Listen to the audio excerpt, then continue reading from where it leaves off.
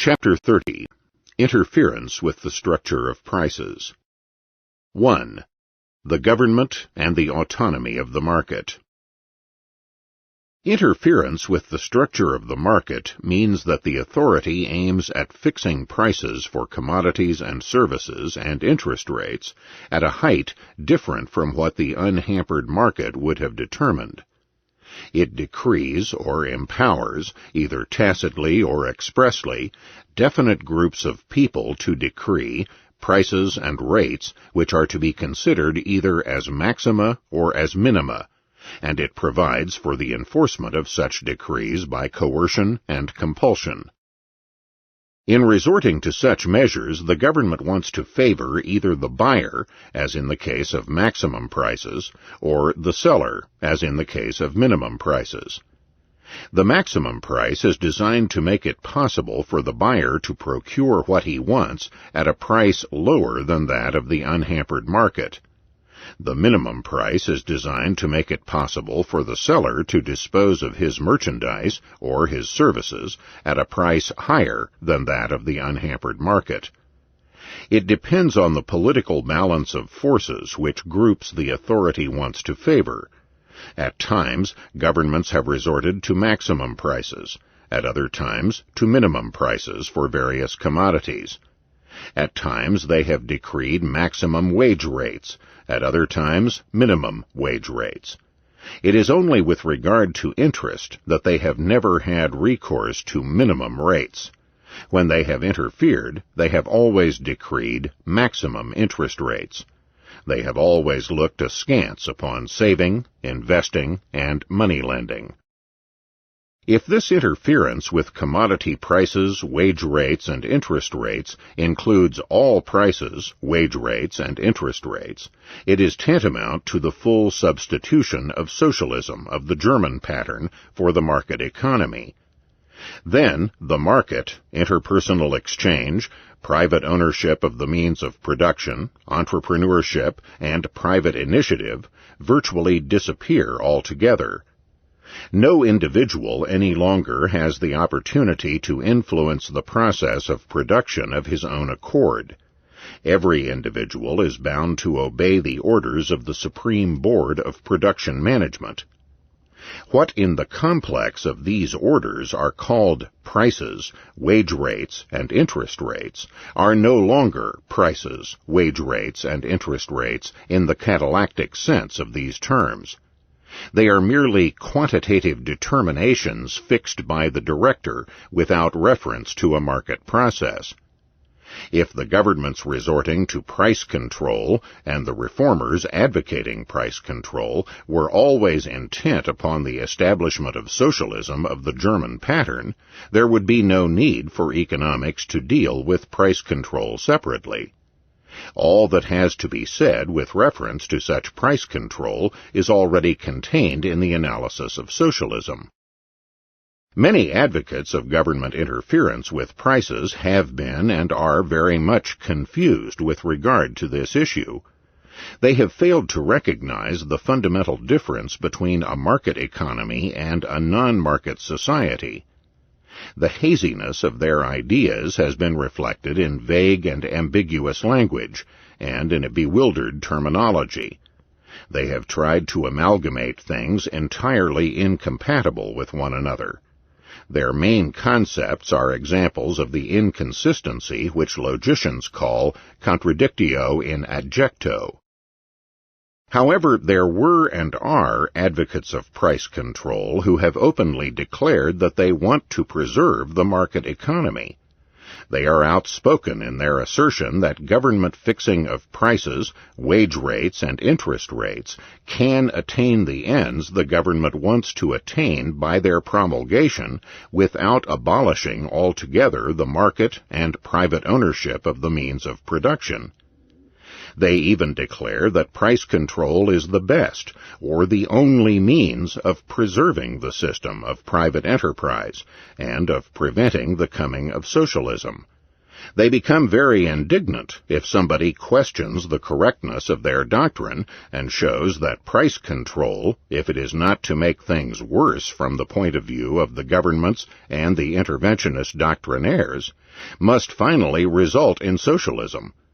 They protest that they are neither socialists nor communists, and that they aim at economic freedom and not at totalitarianism. It is the tenets of these interventionists that we have to examine. The problem is whether it is possible for the police power to attain the ends it wants to attain by fixing prices, wage rates, and interest rates at a height different from what the unhampered market would have determined. It is beyond doubt that a strong and resolute government has the power to decree such maximum or minimum rates and to take revenge upon the disobedient.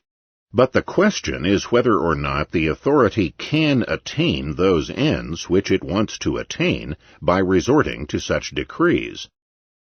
History is a long record of price ceilings and anti-usury laws. Again and again, emperors, kings, and revolutionary dictators have tried to meddle with the market phenomena. Severe punishment was inflicted on refractory dealers and farmers. Many people fell victim to persecutions, which met with the enthusiastic approval of the masses. Nonetheless, all these endeavors failed. The explanation which the writings of lawyers, theologians, and philosophers provided for the failure was in full agreement with the ideas held by the rulers and the masses.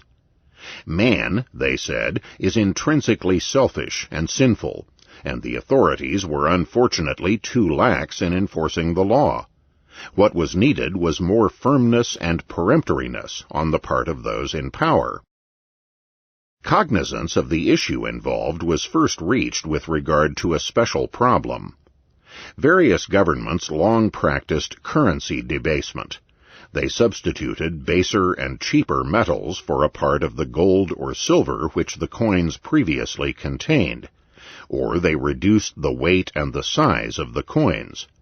But they retained for the debased coins the customary names of the old ones, and decreed that they should be given and received at the nominal par. Then, later, the governments tried to enjoin on their subjects analogous constraint with regard to the exchange ratio between gold and silver, and that between metallic money and credit money or fiat money. In searching for the causes which made all such decrees abortive, the forerunners of economic thought had already discovered by the last centuries of the Middle Ages the regularity which was later called Gresham's Law.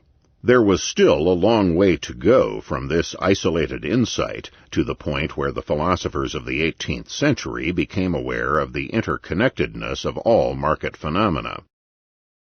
In describing the results of their reasoning, the classical economists and their successors sometimes resorted to idiomatic expressions, which could easily be misinterpreted by those who wanted to misinterpret them.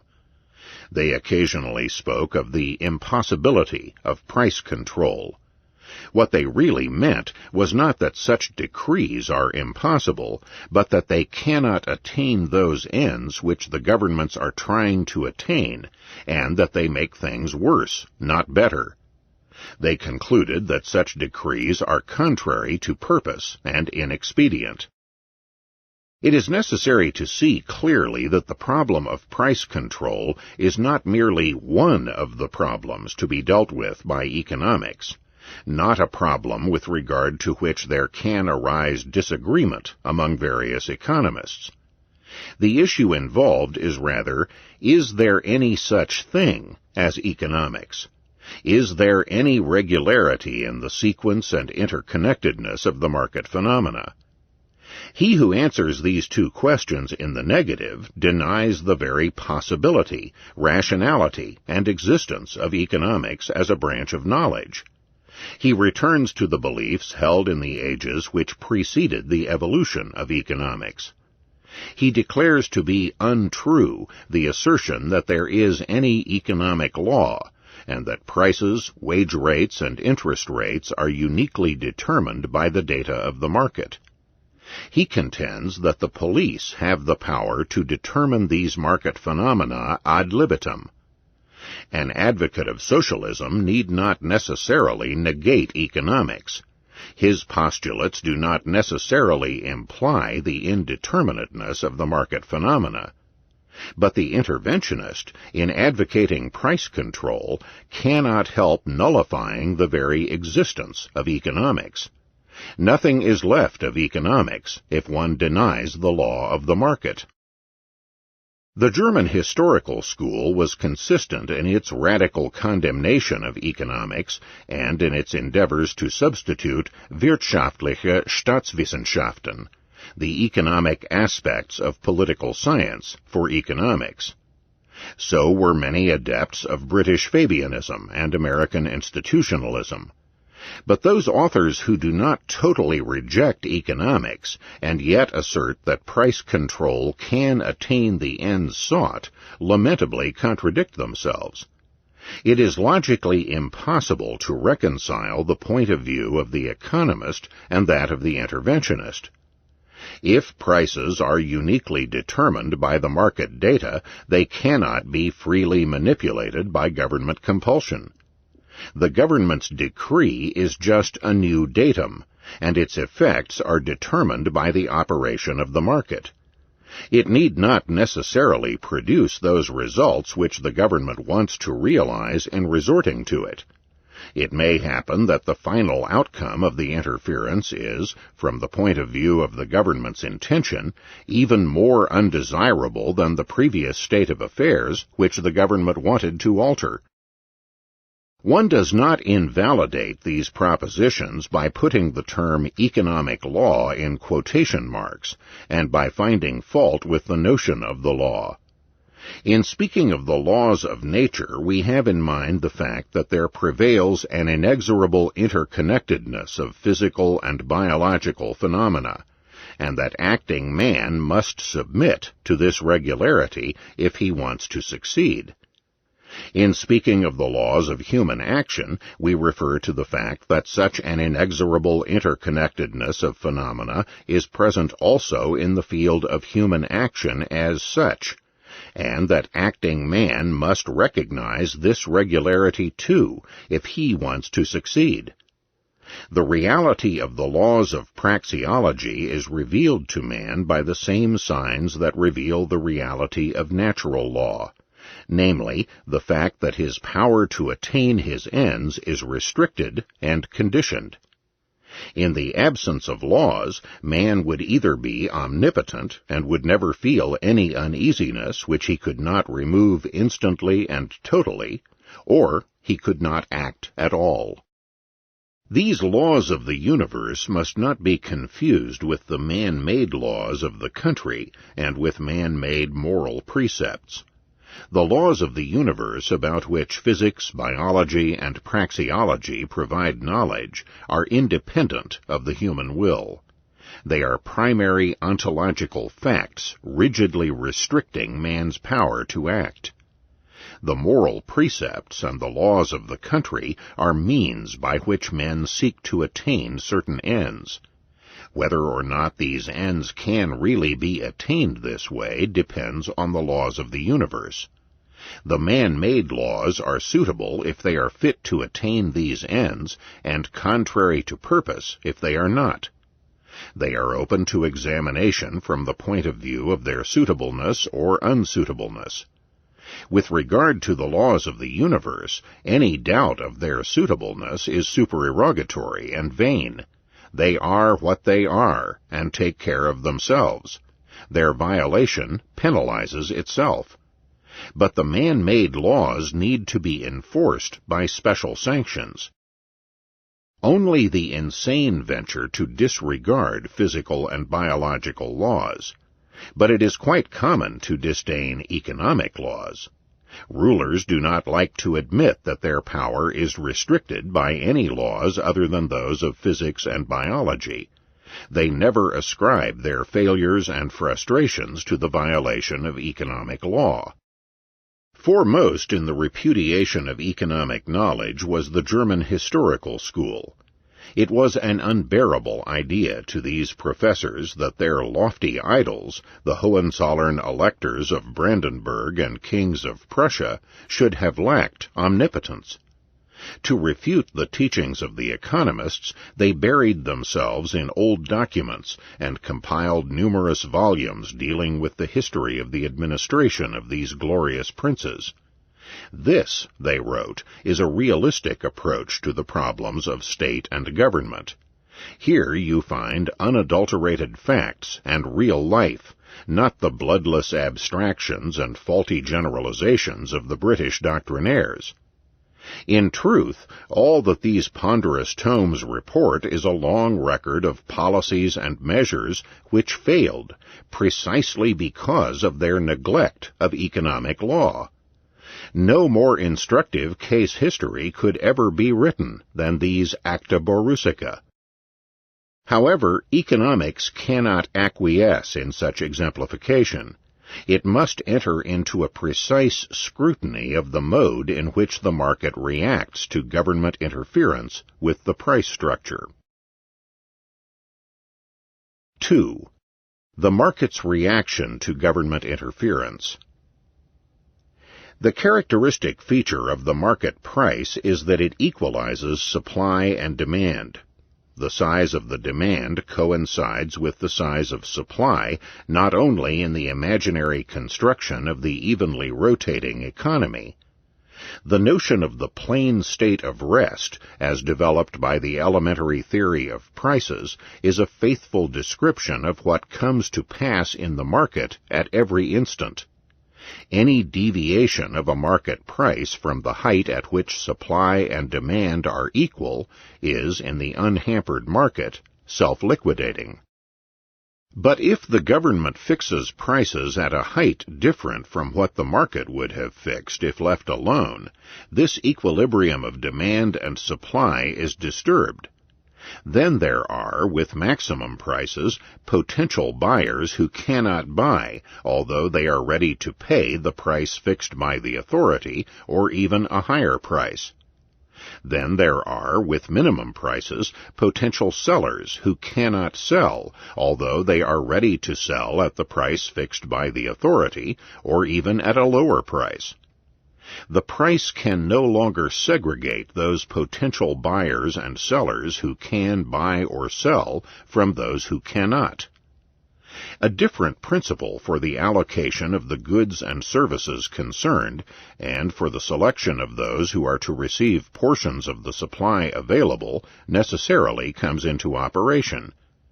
It may be that only those are in a position to buy who come first, or only those to whom particular circumstances, such as personal connections, assign a privileged position, or only those ruthless fellows who chase away their rivals by resorting to intimidation or violence. If the authority does not want chance or violence to determine the allocation of the supply available and conditions to become chaotic, it must itself regulate the amount which each individual is permitted to buy. It must resort to rationing. For the sake of simplicity, we deal in the further disquisitions of this section only with maximum prices for commodities, and in the next section only with minimum wage rates. However, our statements are, mutatis mutandis, equally valid for minimum prices for commodities and maximum wage rates. But rationing does not affect the core of the issue. The allocation of portions of the supply already produced and available to the various individuals eager to obtain a quantity of the goods concerned is only a secondary function of the market. Its primary function is the direction of production. It directs the employment of the factors of production into those channels in which they satisfy the most urgent needs of the consumers. If the government's price ceiling refers only to one consumer's good or to a limited amount of consumers' goods, while the prices of the complementary factors of production are left free, production of the consumer's goods concerned will drop. The marginal producers will discontinue producing them, lest they suffer losses. The not absolutely specific factors of production will be employed to a greater extent for the production of other goods, not subject to price ceilings. A greater part of the absolutely specific factors of production will remain unused than would have remained in the absence of price ceilings. There emerges a tendency to shift production activities from the production of the goods affected by the maximum prices into the production of other goods. This outcome is, however, manifestly contrary to the intentions of the government. In resorting to price ceilings, the authority wanted to make the commodities concerned more easily accessible to the consumers. It considered precisely those commodities so vital that it singled them out for a special measure in order to make it possible even for poor people to be amply supplied with them. But the result of the government's interference is that production of these commodities drops or stops altogether. It is a complete failure. It would be vain for the government to try to remove these undesired consequences by decreeing maximum prices likewise for the factors of production needed for the production of the consumer's goods, the prices of which it has fixed. Such a measure would be successful only if all factors of production required were absolutely specific. As this can never be the case, the government must add to its first measure, fixing the price of only one consumer's good below the potential market price, more and more price ceilings, not only for all other consumers' goods and for all material factors of production, but, no less, for labor.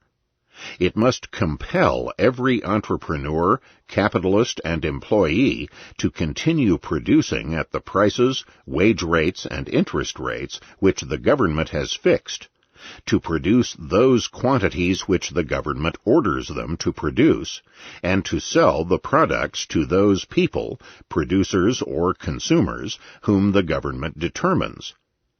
If one branch of production were to be exempt from this regimentation, capital and labor would flow into it. Production would be restricted precisely in those other regimented branches which the government considered so important that it interfered with the conduct of their affairs. Economics does not say that isolated government interference with the prices of only one commodity or a few commodities is unfair, bad, or unfeasible. It says that such interference produces results contrary to its purpose, that it makes conditions worse, not better, from the point of view of the government and those backing its interference. Before the government interfered, the goods concerned were, in the eyes of the government, too dear. As a result of the maximum price, their supply dwindles or disappears altogether. The government interfered because it considered these commodities especially vital, necessary, indispensable, but its action curtailed the supply available. It is, therefore, from the point of view of the government, absurd and nonsensical. If the government is unwilling to acquiesce in this undesired and undesirable outcome, and goes further and further, if it fixes the prices of all goods and services of all orders, and obliges all people to continue producing and working at these prices and wage rates, it eliminates the market altogether. Then the planned economy, socialism of the German Zwangswirtschaft pattern, is substituted for the market economy. The consumers no longer direct production by their buying and abstention from buying. The government alone directs it. There are only two exceptions to the rule that maximum prices restrict supply and thus bring about a state of affairs which is contrary to the aims sought by their imposition. One refers to absolute rent, the other to monopoly prices. The maximum price results in a restriction of supply because the marginal producers suffer losses and must discontinue production. The non-specific factors of production are employed for the production of other products, not subject to price ceilings. The utilization of the absolutely specific factors of production shrinks. Under unhampered market conditions, they would have been utilized up to the limit determined by the absence of an opportunity to use the non-specific among the complementary factors for the satisfaction of more urgent wants. Now, only a smaller part of the available supply of these absolutely specific factors can be utilized. Concomitantly, that part of the supply that remains unused increases.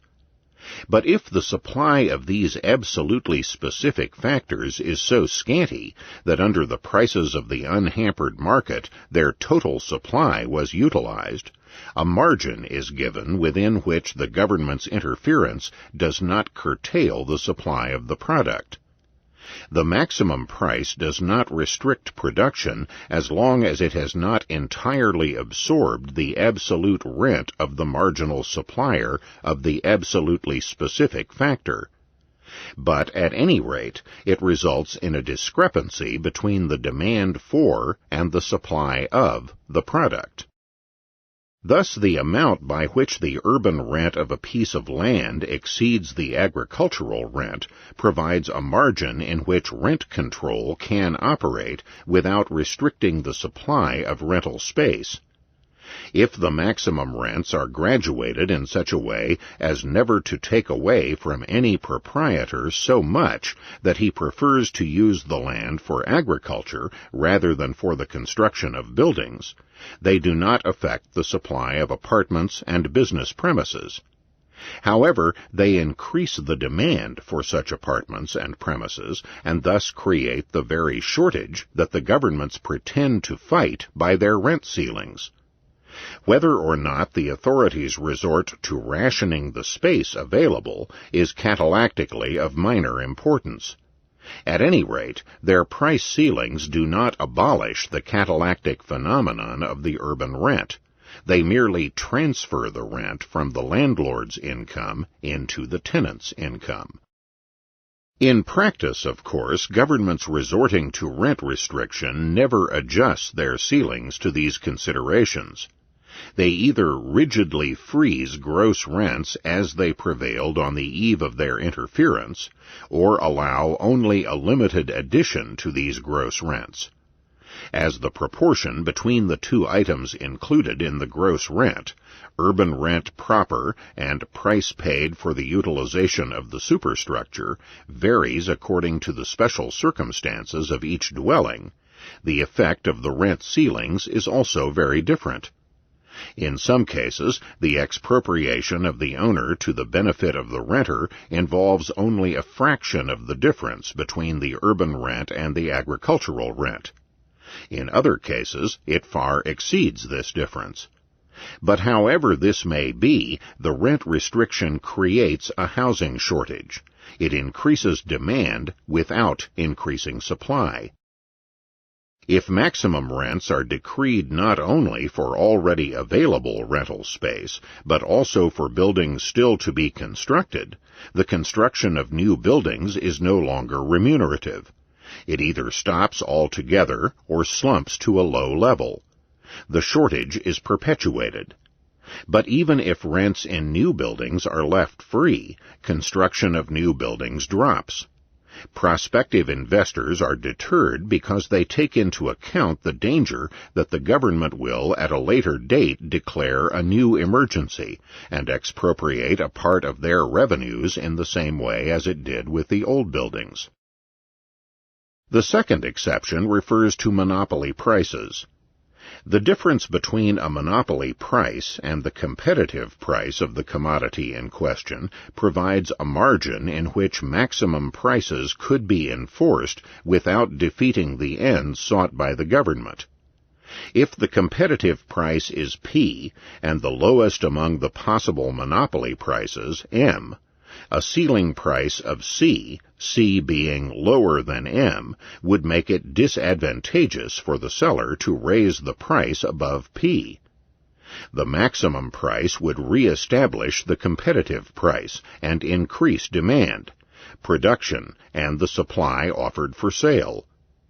A dim cognizance of this concatenation is at the bottom of some suggestions asking for government interference in order to preserve competition and to make it operate as beneficially as possible. We may, for the sake of argument, pass over the fact that all such proposals are unrealistic with regard to all those instances of monopoly prices which are the outcome of government interference.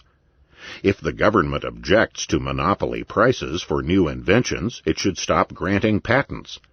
It would be absurd to grant patents and then to deprive them of any value by forcing the patentee to sell at the competitive price. If the government does not approve of cartels, it should rather abstain from all measures, such as import duties, which provide business with the opportunity to erect combines. Things are different in those instances in which monopoly prices come into existence without assistance from the governments. Here, governmental maximum prices could re-establish competitive conditions, if it were possible to find out by academic computation at which height a non-existing competitive market would have determined the price. That all endeavors to construct non-market prices are vain has been shown. The unsatisfactory results of all attempts to determine what the fair or correct price for the services of public utilities should be are well known to all experts. Reference to these two exceptions explains why, in some rare cases, maximum prices, when applied with very great caution within a narrow margin, do not restrict the supply of the commodity or the service concerned. It does not affect the correctness of the general rule that maximum prices bring about a state of affairs which, from the point of view of the government decreeing them, is more undesirable than conditions as they would have been in the absence of price control. Observations on the causes of the decline of ancient civilization. Knowledge of the effects of government interference with market prices makes us comprehend the economic causes of a momentous historical event, the decline of ancient civilization. It may be left undecided whether or not it is correct to call the economic organization of the Roman Empire capitalism. At any rate, it is certain that the Roman Empire in the 2nd century, the age of the Antonines, the good emperors, had reached a high stage of the social division of labor and of interregional commerce. Several metropolitan centers, a considerable number of middle-sized towns, and many small towns were the seats of a refined civilization. The inhabitants of these urban agglomerations were supplied with food and raw materials not only from the neighboring rural districts, but also from distant provinces. A part of these provisions flowed into the cities as revenue of their wealthy residents who owned landed property, but a considerable part was bought in exchange for the rural population's purchases of the products of the city dwellers' processing activities. There was an extensive trade between the various regions of the vast empire. Not only in the processing industries, but also in agriculture, there was a tendency toward further specialization. The various parts of the empire were no longer economically self-sufficient. They were mutually interdependent. What brought about the decline of the empire and the decay of its civilization was the disintegration of this economic interconnectedness, not the barbarian invasions. The alien aggressors merely took advantage of an opportunity which the internal weakness of the empire offered to them. From a military point of view, the tribes which invaded the empire in the 4th and 5th centuries were not more formidable than the armies which the legions had easily defeated in earlier times. But the empire had changed. Its economic and social structure was already medieval. The freedom that Rome granted to commerce and trade had always been restricted. With regard to the marketing of cereals and other vital necessities, it was even more restricted than with regard to other commodities. It was deemed unfair and immoral to ask for grain, oil, and wine, the staples of these ages, more than the customary prices, and the municipal authorities were quick to check what they considered profiteering. Thus the evolution of an efficient wholesale trade in these commodities was prevented. The policy of the annona, which was tantamount to a nationalization or municipalization of the grain trade, aimed at filling the gaps. But its effects were rather unsatisfactory. Grain was scarce in the urban agglomerations, and the agriculturists complained about the unremunerativeness of grain growing. The interference of the authorities upset the adjustment of supply to the rising demand. The showdown came when, in the political troubles of the 3rd and 4th centuries, the emperors resorted to currency debasement. With the system of maximum prices, the practice of debasement completely paralyzed both the production and the marketing of the vital foodstuffs, and disintegrated society's economic organization. The more eagerness the authorities displayed in enforcing the maximum prices, the more desperate became the conditions of the urban masses, dependent on the purchase of food. Commerce in grain and other necessities vanished altogether. To avoid starving, people deserted the cities, settled on the countryside, and tried to grow grain, oil, wine, and other necessities for themselves. On the other hand, the owners of the big estates restricted their excess production of cereals and began to produce in their farmhouses, the villae, the products of handicraft which they needed. For their big-scale farming, which was already seriously jeopardized because of the inefficiency of slave labor, lost its rationality completely when the opportunity to sell at remunerative prices disappeared.